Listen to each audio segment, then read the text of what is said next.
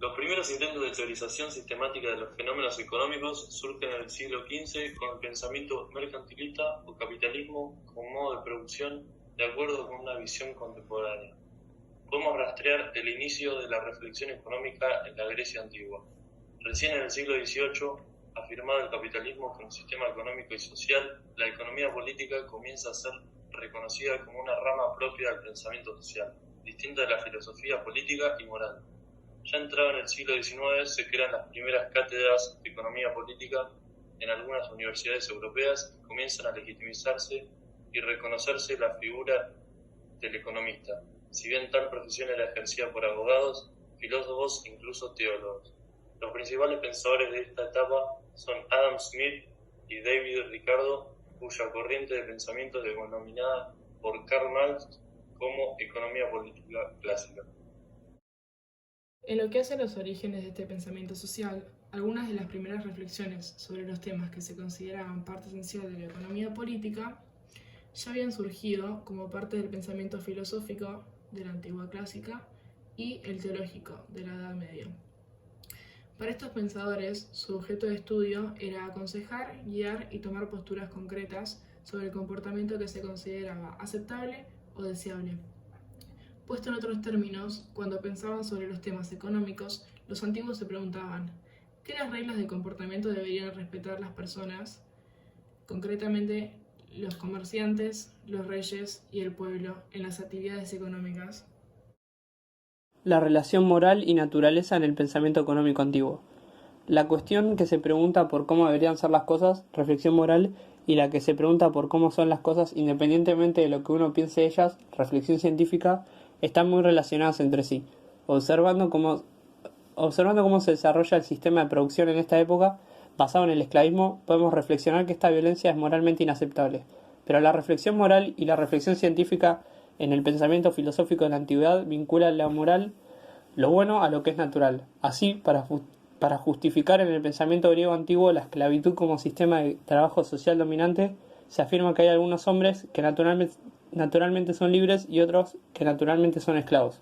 Aristóteles, uno de los filósofos más importantes de la Grecia antigua, consideró intrínsecos a la naturaleza humana los fundamentos de la estratificación social, que diferencian los papeles del hombre, mujer y esclavo. Asimismo, Aristóteles realiza una defensa de la propiedad, entendida como posesión o dominio de cosas o personas basadas en su percepción de que nadie cuida mejor las cosas que su propio amo. Estos argumentos parecen ser científicos, pero en realidad defienden intereses económicos.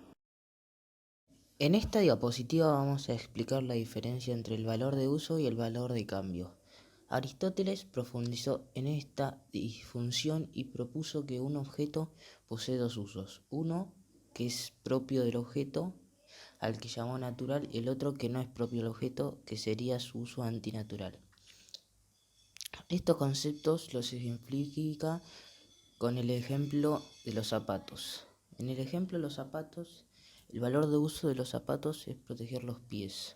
El valor de cambio es que los zapatos pueden intercambiarse por otra cosa de valor, es decir, funcionan como mercancía. Este concepto también fue utilizado por Aristóteles para explicar la distribución de las riquezas en una sociedad.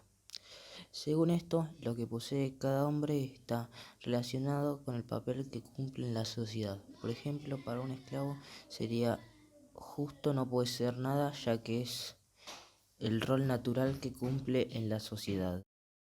De Aquino, sacerdote italiano considerado como el filósofo y teólogo más importante de la Edad Media, en su obra fusionó los elementos heredados de la tradición cristiana con la filosofía aristotélica.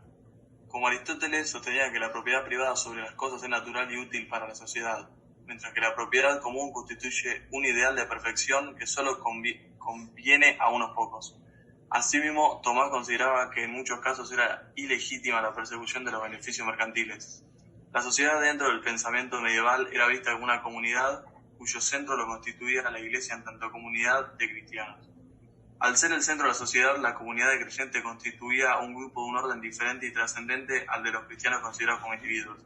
La lógica de funcionamiento del cuerpo de creyentes se expresaba entonces en los escritos económicos medievales como guía o precepto del buen funcionamiento para cualquier comunidad humana. La cuestión del precio justo fue predominante durante toda la Edad Media, ¿En qué consistía? Si las personas trabajan con ocupaciones diferentes, se hace necesario el intercambio de sus producciones.